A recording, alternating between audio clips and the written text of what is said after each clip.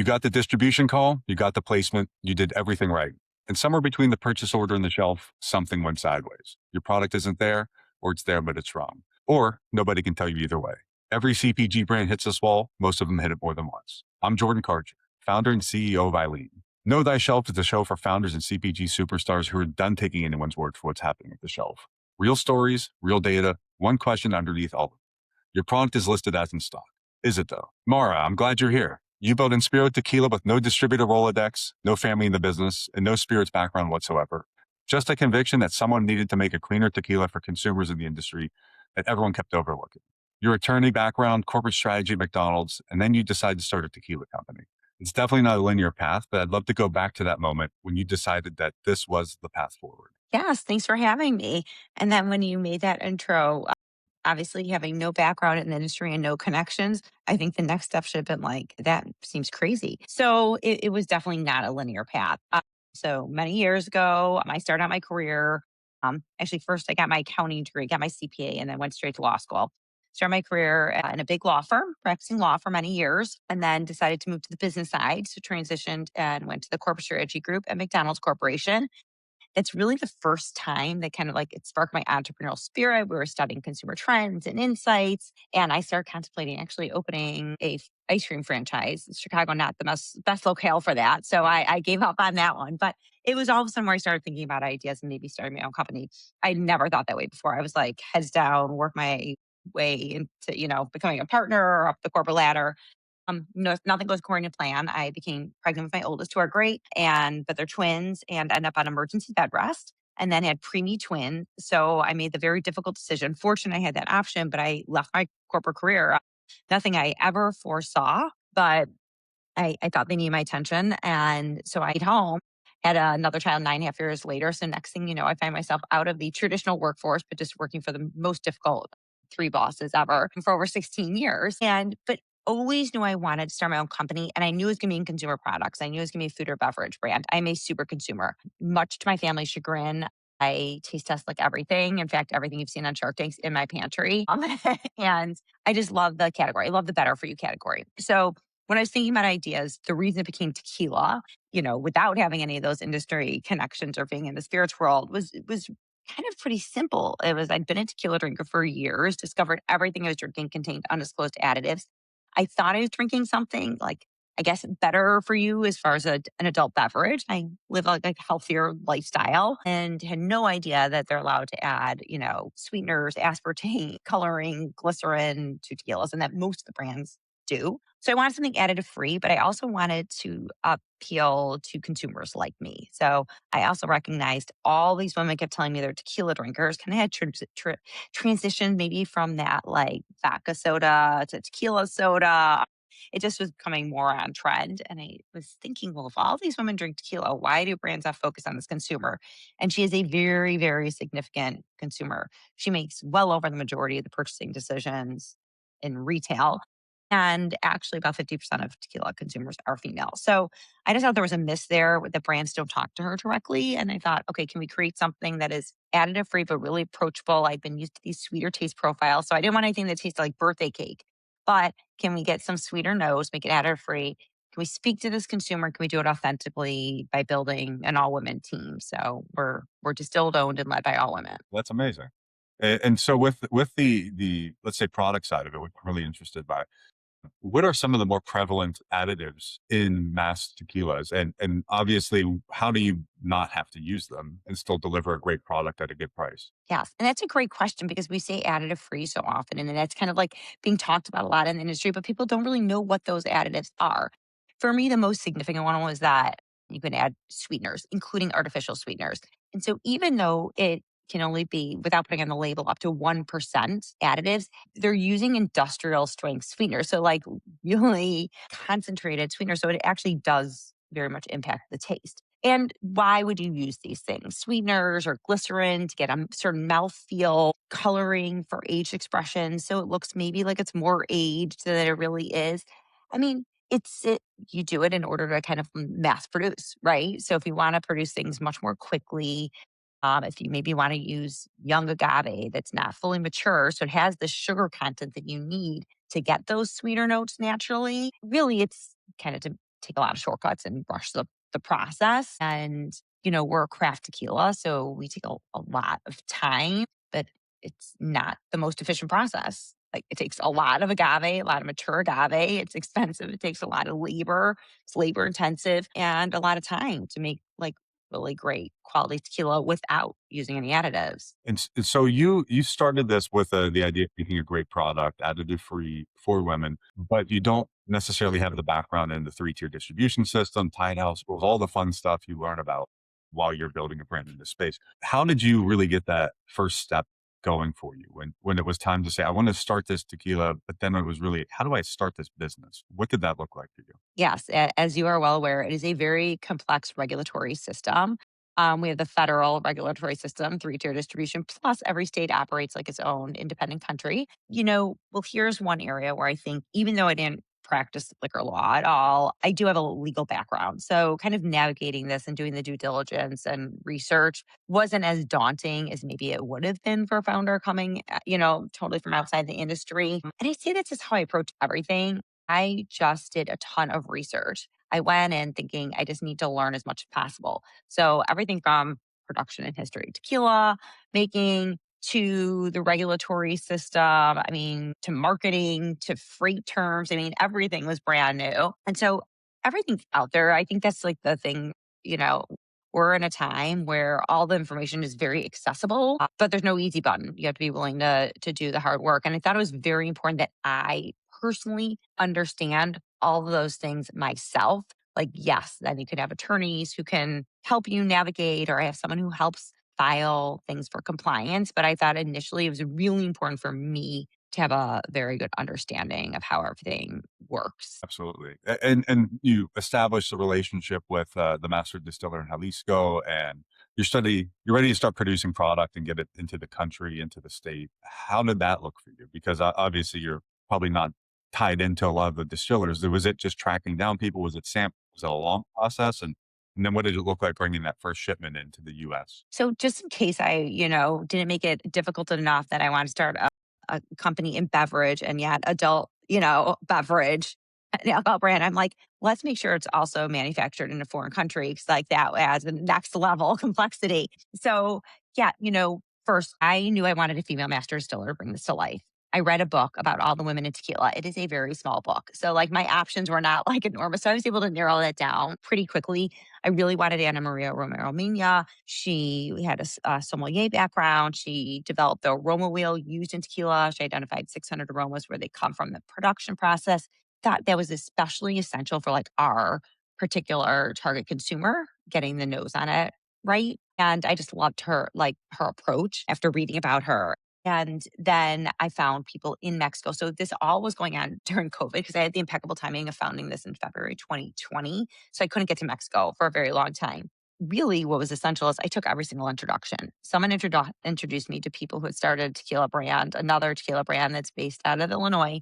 I reached out to them. They had consultants in Mexico. I got the consultants to Mexico. I asked if they can connect me with the master distiller. I started researching all the distilleries. So even though there are so many tequila brands, there are not really that many distilleries in Mexico that manufacture for all of the tequila brands. And I then just started narrowing things down. I started reading like the rankings and lists because I was like very much looking at everything that Tequila Matchmaker puts out. And I was looking at the ranking of all the distilleries. Then I was narrowing it down based on how many brands do they manufacture for? Because I didn't want anyone that like had more than like 10 brands.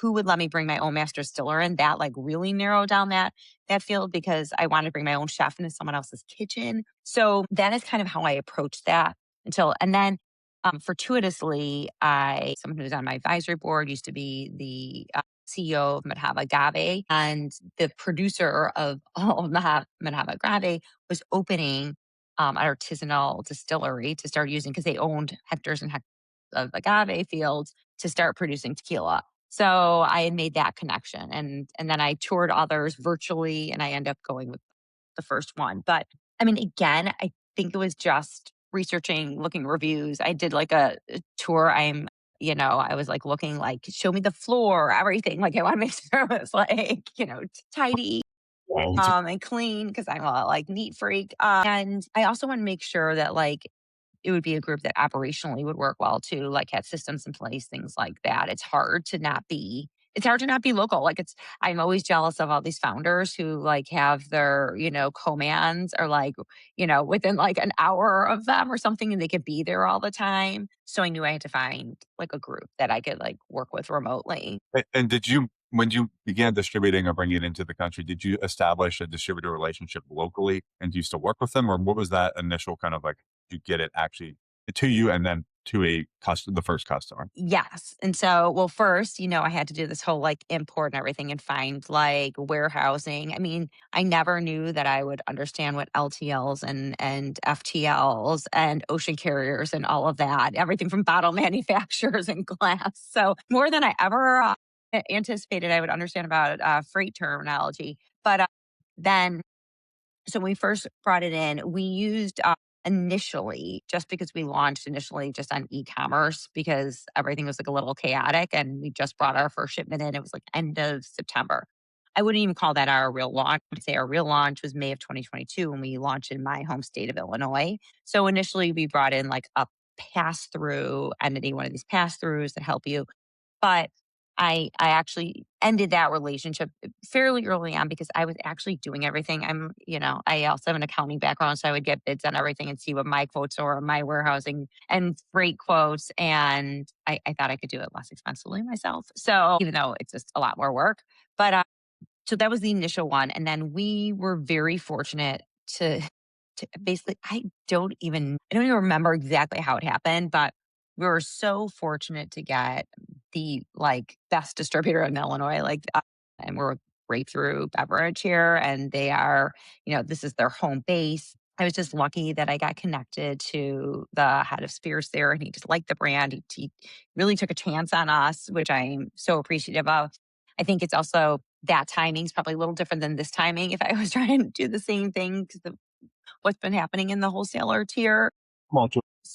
Exactly. So I got really lucky with that because that was the perfect alignment for us in our home market here. And then the other stage where we started getting distributors, in all honesty, besides researching everything, I also apply for everything. So I'd applied 2 years in a row and then I got accepted in 2023 for the brand battle pitch competition for the WSWA. They represent all the wholesalers in the country. I won the tequila mezcal category. And so then I pitched live in front of like basically every single wholesaler in the country in Orlando, their national conference. So Yeah. it brought a lot of visibility pretty quickly to the brand. It was really good for me because as you mentioned, I wasn't an outsider of the industry. I was a total unknown. And I think this provided some credibility for me, coming in new. Well, it's huge. And I think the good and bad of that is you probably began getting a lot of inbound requests for markets and states you hadn't prioritized or thought about. So that's always the pro and con of winning one of those competitions. And when that started and you start getting these calls, Georgia, Massachusetts, Illinois, what are you doing in terms of strategically vetting them? Or are you saying like, I want to enter in more markets ASAP and this is a good fit? How did that look for you in that post excitement wave of I just won, now everybody wants me, to what do I actually do here? Yes. And I say there is where these are kind of like new founder learnings. So, yes, the bright, shiny objects are very enticing. And so you have people coming at you like you have three distributors in a market all asking, you know, one thing I do think I did well is that when we had those inbounds, and even if it was a market that I had not necessarily prioritized initially and we were deciding to go there, I really did vet who we were going to work with to make sure I thought they were aligned with us and the brand. Like we did have inquiries, like we just had entered California last year, but I did have someone that we were talking to back then in 2023, and I didn't think it was a good alignment for us. So I did not go there, even though it's a pretty significant market. So I think, we went through the vetting process and did it pretty well as far as who we selected. On the other hand, I do think there are markets that are probably not priority markets in all honesty now, because now we have even a much better appreciation. Again, things have changed a lot. What we need to do in the market is it requires so much more work and our own people. We are like, I totally recognize that we basically eat what we kill. Like, so it has to be our sale. And I'm very cognizant of that fact. So we have to only focus on the markets where we know we can have, people there on the ground. I also think the strategy I actually started with, I have come back to. Okay. So my initial strategy for our route to market, because we have like certifications that are very helpful for some retailers, and being a certified woman owned company, being a certified B Corp, additive free. I went in thinking our initial accounts should always be some chain and chain retail, and that we're a really good fit for chain. And I should have stuck with that, dictating the market that we're in, because those are the markets where we're best aligned. Those are the markets where we can support those accounts without having to have like a heavy, like it's not as heavy of a lift of having people there all the time. 'Cause, right? You do tastings, you can digital marketing, Instacart ads, things that we can like also do from afar. And I think I've gone back to that. So the states like that I really kind of focus on are also going back to chain, as well as now building out the on premise, which when I started this, since it was during COVID, it wasn't like a huge piece of the strategy. But I also still come back to the fact that I only want to be in the on premise where we have off premise locations nearby. So I kind of go the opposite of what a lot of spirits brands do, where they build on the on premise first. And my theory is that if no one can go and buy us after they try us, like it's not the right You're time. not you just don't move enough volume being in the on-premise unless you're, let's say, a lead cocktail, you have the margarita pour. It's a really good billboard, but you're 100% right. You have to have someone able to buy your product to move that volume. And so something we focus on a lot with our company is that execution in store. And I know you and I talked a bit, just for an anecdote, about an experience in Tennessee where you had orders, you had somebody on the ground, but then there was a lot of distribution and execution issues. And so, just for anyone listening, what does that look like for a spirits brand, a small spirits brand? You have a distributor, you hope they're going to do their job, but what is that real experience like trying to just execute a market as a small shop? Yes, it is very, very difficult. I'm totally transparent. I'm very transparent on LinkedIn too. I just put a whole post up about demos and how ineffective I think demos in stores are, especially grocery stores, right? And unless I'm like literally standing there, and even in grocery, it could be hard, even if I'm standing there, because you ask a mom, shopping for cereal for her kids if she wants tequila in the middle of the day, and she looks like like me, like I have three heads, right? So I think figuring out the right strategy, part of what I think I hopefully lend like a different perspective to, is because I came in as an outsider, as we talked about, I do things like a little bit differently. So I'm always looking at like, well, that's how everyone always does it, but like, does that make sense? Is there another way? So I think everything from how you execute there. And after I wrote that post, I read another founder's post who's in consumer product, a totally different product, a kid's product, but she was saying how she put together this like mom squad to go out and help her. Like she found her own support team. And I was like, wow, that's amazing. I need to do that and build my own. I think because even, let's say we just put up shelf plate, these gorgeous new shelf plates. I actually got feedback from everyone on LinkedIn, which they want. I took all the feedback. We came up with the design. And it's expensive for a small brand. And I've been going to like all the stores. I need people to go to all the stores. I can't count on. I went to a store literally late last night to find that there are no bottles on the shelves. And then they have to go find the bottles and back. And like, right, like even to that level of execution, I can't expect our distributor to necessarily have done that. I go and check them to see like, okay, was the blade even put in the right place? That's the marketing agency, not the distributor. But like, no, they put it under someone else's bottle. I have to get it moved.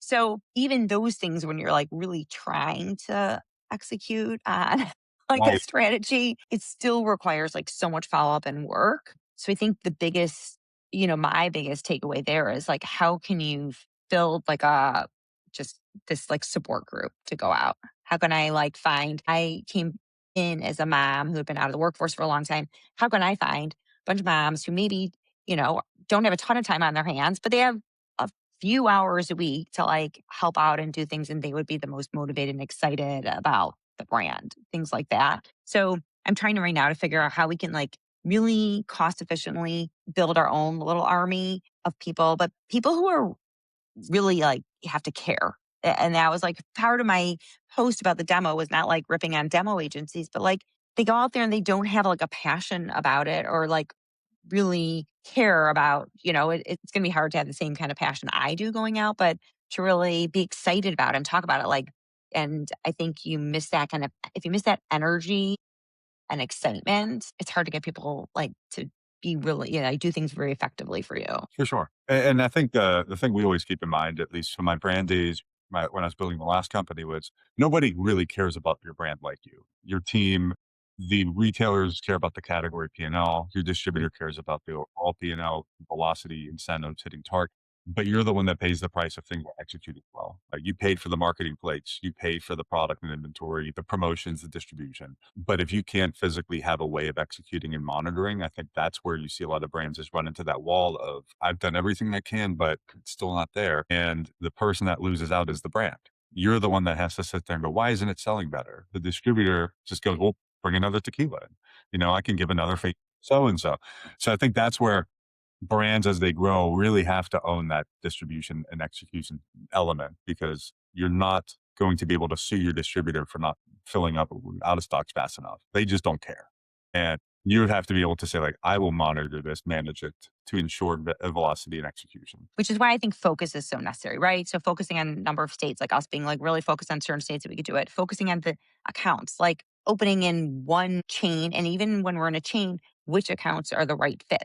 Like I don't need to be in all of them. I want to be in the ones that are in the right zip codes, the right place where they're going to buy an ultra premium tequila. It's kind of interesting. The one account that I went to yesterday, I know they have, even though it was, they had like, maybe it was a high theft issue or whatever, but I kind of thought of like, well, I totally appreciate that if it's sitting in the back somewhere, buried under something, no one will steal it, but also no one's going to buy it.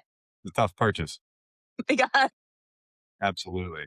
Yeah, I mean, that's a great point. It's gotta be on the shelf to be a purchase, and the customer is not typically going in and asking for a specific brand. You like to think that, but realistically, I want a tequila. I might like this tequila, but if I don't see that tequila, there's another tequila I'm gonna buy. And I think it's 43% of shoppers will trade off brands if it's out of stock or missing without thinking twice. And you know how it goes. That's the LTV. You just had someone who maybe bought it time who now found a new tequila and they're not going to buy yours. So that ability to always be available, I think, is just crucial in the retail space. And being able to monitor and manage it is I think essential for any brand that's trying to get from 1,000 cases to 10,000 to 100,000. That is a long journey if you're not being able to execute retail distribution. And I'm really hoping there's gonna be more tools developed. In all honesty, like I think someone's gonna be able to come up with that, like more tools. Like I don't know how it is, because you have to actually see the shelves, but like ways of having scanner and information and seeing what's on shelf versus like what's in the back, like how much stock, how much inventory, what's there. I think that'll, it's not gonna be me who develops that technology, but I think that will be that it will be here at some point, so you don't literally have to have a body going and checking every single store. Like I'm going to all 30 of the stores we have the shelf weights up and checking to see like where were they placed, sending pictures. Do they have Yeah. bottles there? And You you're know, how much that's just, a couple $100 on gas as well as all the hours you're not productive, and your right. time limited when you're running the show, but also involved in everything. So I totally agree, and a lot of what we do with our current platform is based on that same concept of you can't be everywhere, but you need to be. So the ability to see it at scale for a cost effective price, I think, is paramount for a brand trying to grow. One thing I'm always interested in is the experience of someone who has other industry backgrounds, and obviously accounting, law degree, very smart, strategy, worked with a big corporation, data is very prevalent, and then you now have a distributor portal and you're trying to run a business based off of that. What is the data experience like for a brand of your size? What can you see? What can't you see? Like, what is the stuff that kills you that you can't see? And how different is it versus your previous life? Yeah. That's a great question because I love making data driven decisions and I wish I had access to more of it. So I'm just a facts person. And maybe that's from my legal days, not necessarily having data, but like I just like, here's the facts. And that's why I'm also transparent about that. Like for me, it's like, it's kind of black and white as far as that, and data like shows that. So we do get distributor depletion data because we're subscribed to VIP, and it's not inexpensive for a small brand, especially without having like a ton of distribution. But I think it's essential to be able to like really have something that we can look at and pull in the data. I wish we had like shopper data. We don't really get shopper data. We just are signed up now for like NIQ has a Bizer program for emerging brands. So we signed up for one of their platforms to be able to pull some reporting because as we as we talked about, like I'm more chain focused. So if we need some data to take into chain, how are we doing in this type of store? Because I also think we have a really good kind of test case here, especially in Illinois, because we are in independent liquor chain and we're in traditional grocery chain and we're in natural grocery chain. All three of those operate really differently. So seeing how we do in each and what's effective in each, I feel like that is the puzzle piece, the puzzle that if we can show the unlock, we know how we can be successful in that same type of channel. But I wish we got more, shopper data, like especially we're focused on female consumers, but like we don't know who pulled off the shelves. Like we don't get that kind of demographic data of like who actually purchased. What I would say is this though, even if we had a ton more data, what is very hard for a small brand is synthesizing data. So we can pull all these numbers and I can pull the AP and things like that, but like I don't, and now I just started using, Claude or ChatGPT to put things in to try and create reports. But you really need someone who is creating reporting tools, like seeing how effective this marketing effort goes. We need someone who's building out and is like, for all our marketing efforts, how effective are they? What do we spend? What was like the increase in cases over that month? Like it's very manual now. And I think having reporting tools and for me, getting like the like snippet Yeah. monthly would obviously also saved me a lot of time. So I think that's like what's really missing is you can have like kind of like it's just like you can have all this, but unless it's like put in some type of like actual like reporting tool that's also very easy to kind of like comprehend quickly, Yeah. Absolutely. Absolutely.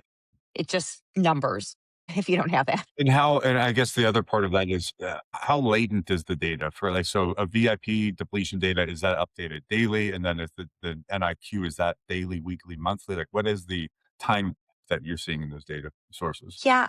And it depends. So I'm going to start with NIQ because we get a certain amount of reports as a small brand when you have like, don't have a huge like subscription plan. So if you're going to be strategic about that, you're only going to pull reports anyways, like maybe once a quarter, something like that, maybe one extra report about that. And so, but that's fine because like we can cut it down and break down to trailing 13, 26, 52 weeks. And that's like sufficient. Their reporting is up to date. I think it's like maybe like a week, old, but that's fine. Cause like nothing we're doing is like that time sensitive. I say we just need to see how we're trending Yeah. more significantly as an emerging brand versus like last week versus the week before. Like we need to see like the trend. Same with VIP. Like VIP, like I don't personally think I need to see anything more than monthly to see how we closed out and for us to see month over month and what's doing well. It is a lot more difficult, I would say, as an alcohol brand when you have these different channels. Like, right. So if it was all I was a regular consumer product brand and I had like these big box retailers. And that's when I'm like just seeing how much is going out to them. Like that'd be easier. If you're trying to measure that, like I just built an entire financial model and I was trying to start with like our points of distribution on premise, off premise, by SKU, how many cases we sold, overall those points of distribution, and implying a velocity rate because it's very hard to see what the actual velocity rate is using depletion Yeah. data Yeah. because you put three bottles on one, you know, on premise account and you're like, so what is you can't like look at every single one of those accounts to figure out the reorder rate per account for every, account. Cause some of those, some salesperson who had a friend who put the bottle, who knows, and they went on there.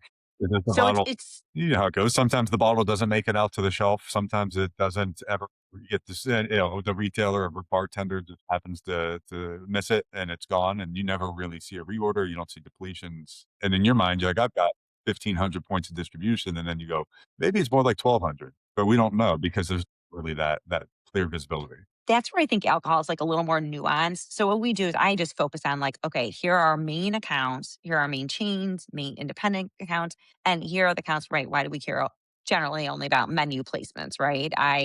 That's my focus, only menu.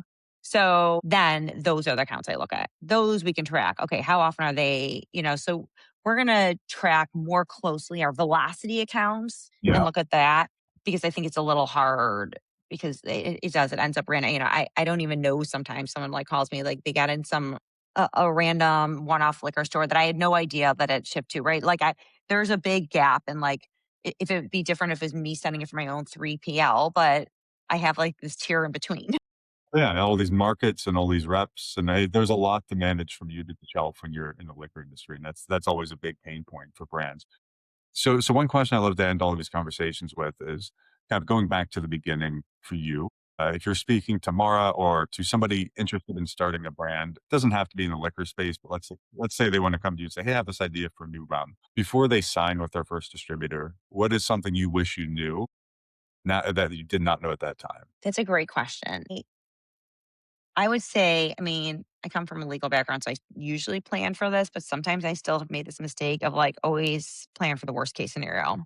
And I generally, my attitude, and it depends on the type of distributor, because distributors are a little bit different, but like even like sales people and consultants and broker groups, like I want everything to be short term, easy out contracts. And I'm a very firm believer in that. If I have more than a 30-day termination clause, that's unusual. I just think everything always seems like it's going to be great. And you just have to prepare and be able to pivot quickly because as I think that's the most difficult part for a small brand is you just don't have the ability, especially if you brought someone on who's on a retainer basis or something. You don't have the ability to like just hemorrhage cash like that while you're waiting to get out. I even found that to be the scenario using like these great pass-through entities that allow you to get distribution really quickly right away.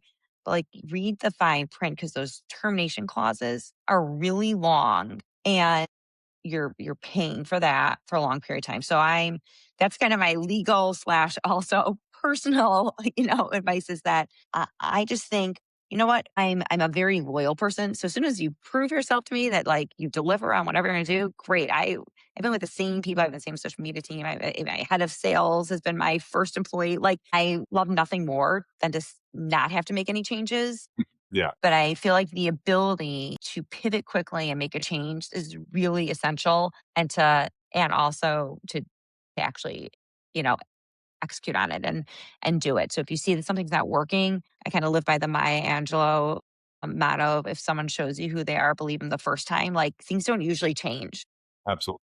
Great point. Very accurate quote, and certainly applicable in business and in a place where yeah, cash is limited, but it's easy to make a decision that seems great up front and then find yourself stuck burning cash for 12 months or battling it out over payables or for lack of performance. It's the worst thing. It just drains you, but it also takes all those productive dollars out of your system and ends up just going to somebody's pocket. So I think that's a great piece of advice for anybody, regardless of your industry.